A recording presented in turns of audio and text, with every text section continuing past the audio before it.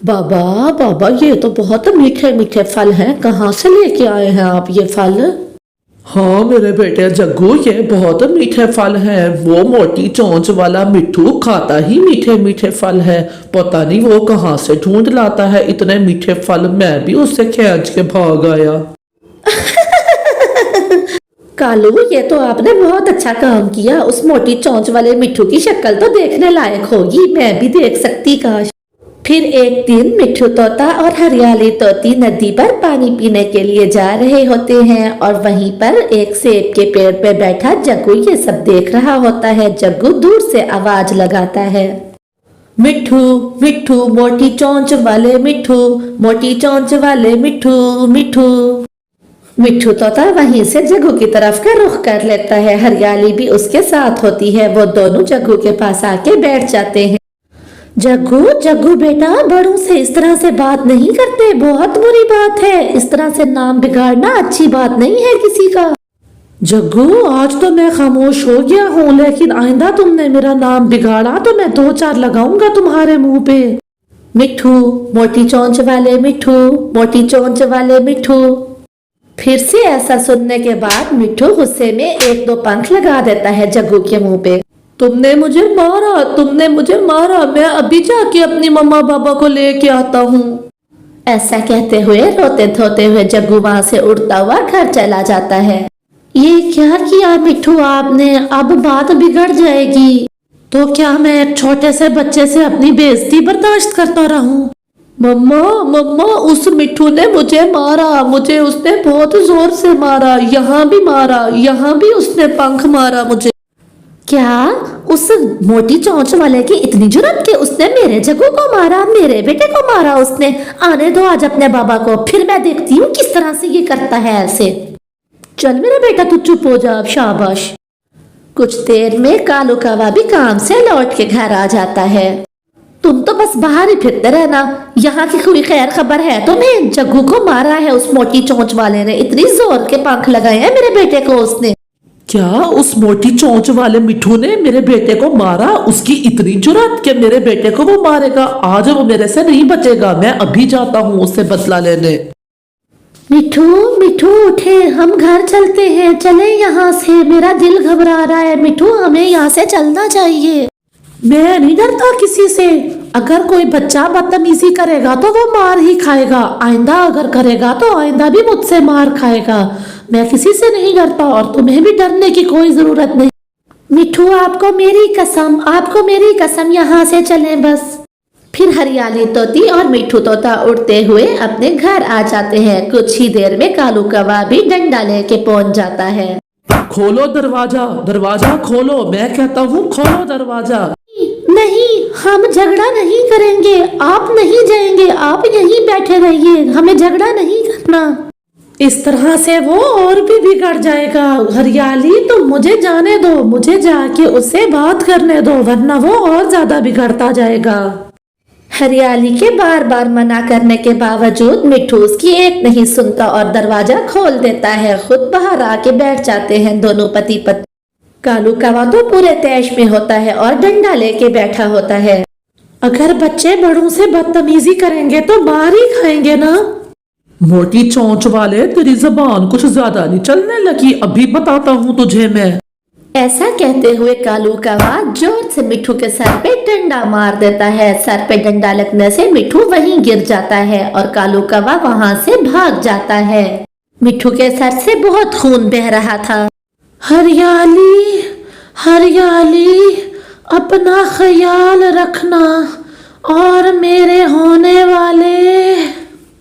अभी मिट्ठू ने इतना ही कहा था कि उसकी आंखें बंद हो जाती हैं और वो हमेशा के लिए दुनिया छोड़ देता है। नहीं नहीं मिट्ठू, मिट्ठू आपको क्या हो गया? मिट्ठू आंखें खोले, आंखें खोले मिट्ठू। उसकी गूंज से और रोने की आवाजों से सभी पक्षी इकट्ठे हो जाते हैं। कुछ ही देर में चिड़िया कालू कौवे के घर आती है। तुमने उसे मार दिया दुष्ट कौवे, तुमने उसे मार दिया, अब तुम भी नहीं बचोगे, सभी पक्षी इकट्ठे होकर तुम्हारी जान ले लेंगे। इतना कह के चिड़िया वहां से रोते हुए चली जाती है। ये क्या किया तुमने कालू? अब क्या होगा? सभी पक्षी हमसे कितना डरते थे और हमारी कितनी इज्जत करते थे और हम कितने आराम से रह रहे थे, घर था, सब कुछ था। अब हमारा क्या होगा? ये सब तुम्हारे कारण हुआ है। ना तुम मुझे इतना गुस्सा दिलाती और ना मैं उसकी जान लेता। मैंने तो एक डंडा ही मारा था, मुझे क्या पता कि वो उसकी जान ही चली जाएगी। हम कहाँ जाएंगे? पक्षी तो हमें मार डालेंगे।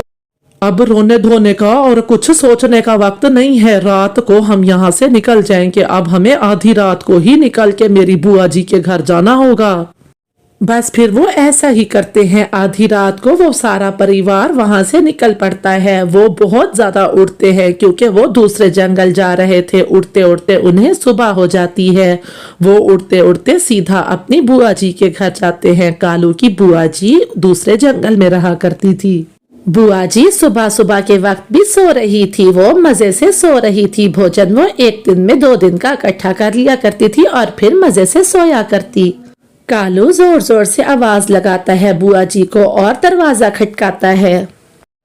अरे कालू, तू सुबह ही सुबह यहाँ पे क्या करने आया है? इतना दूर दूसरे जंगल पूरे परिवार के साथ, खैर तो है ना? अरे बुआ जी, बस अब आपसे क्या छुपाना। वो मिठू तोता, उसने मेरे बेटे को मारा था। बस गुस्से में आके मैंने भी उसे डंडा मार दिया। डंडा मारने से उसकी मौत हो गई। अब पक्षी हमें मार डालेंगे। हमें कुछ दिन अपने घर में रख लो।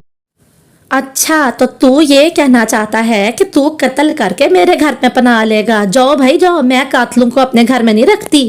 इस उम्र में मैं ना तो जेल के धक्के खा सकती हूँ और ना ही पक्षियों की मार। जाओ भाई जाओ यहाँ से, मैं कातलों को नहीं रख सकती। इधर सुबह होते ही सारे पक्षी मिलके कालू कौवे के घर जाते हैं। जब वो घर जाके देखते हैं कि कालू कौवा वहां मौजूद नहीं है तो वो सारे के सारे निकल पड़ते हैं कालू की तलाश में। वो कालू को ढूंढते ढूंढते दूसरे जंगल चले जाते हैं। इधर कालू का परिवार आ रहा होता है तो वो दूर से पक्षियों को डंडे उठा के आता देख लेते हैं। वो तुरंत ही वहां से छुपने की करते हैं। पास की झाड़ियों में ही वो तीनों छुप जाते हैं। बिना आवाज निकाले, डरे और सहमे हुए वो झाड़ियों में ही छुप के बैठे रहते हैं और दूर से सारे पक्षियों को देखते रहते हैं। पक्षी थोड़ी देर तो जंगल में इधर उधर उनको तलाश करते हैं। जब उन्हें वो कहीं नहीं मिलते तो सारे पक्षी लौट जाते हैं और ये कहते हैं कि कब तक ये हमसे बचेंगे, हम कल फिर आएंगे। शाम हो चुकी होती है। कालू कौवे का परिवार उसी जंगल में गोरी के भाई के घर जाते हैं और जाके पूरी बात उसके भाई को बताते हैं। बस भैया, अब आप ही हमारा आखिरी सहारा हैं। मुझे माफ करना, मैं तुम्हें अपने पास जरूर रख लेता, लेकिन मेरी भी पत्नी है और बच्चे हैं। मैं कातलों को अपने साथ रखूंगा तो उनका क्या बनेगा। तुम लोग यहाँ से चले जाओ, पक्षी आते ही होंगे। जाओ भाई जाओ। अब तो उनके पास कोई और सहारा ना था। वो चुप करके वहां से उड़ के चले जाते हैं। रात हो गई थी। वो सभी एक पेड़ के नीचे बैठ जाते हैं। वो अभी पेड़ के नीचे बैठे ही थे कि हवा के कारण ऊपर से एक डाल टूटती है और आके कालू और राजू कौवे पे गिर जाती है। वो दोनों तुरंत ही मर जाते हैं। अरे ये क्या? मेरा राजू कौवा है। मुझे इतनी बड़ी सजा मिल गई। मेरे किए की सजा मेरे बेटे को क्यों मिल गई? अब मैं कहाँ जाऊंगी? मेरी जान चली जाती, मेरा बेटा बच जाता। पूरी रात रोने के बाद गौरी पागल हो जाती है। उसे कुछ होश नहीं रहता कि वो क्या, कहाँ है और क्या कर रही है। उसे जो मिलता है वो खा लेती है, वरना वो भूखी प्यासी ही बैठी रहती है। हरियाली को ऊपर वाले ने 2 सुंदर से अंडे दे दिए थे। वो उन्हीं में ही खुश रहने लगी थी। हरियाली बहन, मैं बहुत खुश हूँ। आपके कितने प्यारे प्यारे से 2 अंडे हुए हैं। बस अब आप इन्हीं में ही दिल लगाओ और खुश रहो। कितने सुंदर होंगे आपके बच्चे, देखो तो। हाँ चिड़िया बहन, मैं इन दोनों के नाम भी सोच चुकी हूँ। अगर मेरा बेटा होगा तो मैं उसका नाम मिट्ठू रखूंगी। अपने पिता वाले नाम से जिएगा वो इस दुनिया में। बस इसी तरह से ही हरियाली खुश हो जाती है और वो अपने अंडों में लग जाती है। लेकिन गौरी बिल्कुल पागल हो चुकी थी। सारा सारा दिन वो धूप में, तपती धूप में बैठी रहती थी। उसे खाने पीने का कोई होश ना था। कभी वो हंसती तो कभी जोर जोर से रोने लगती थी। तो प्यारे बच्चों, इस कहानी से हमें ये सीख मिलती है कि हमें हमेशा दूसरों के साथ अच्छा करना चाहिए और अपने गुस्से पे कंट्रोल रखना चाहिए।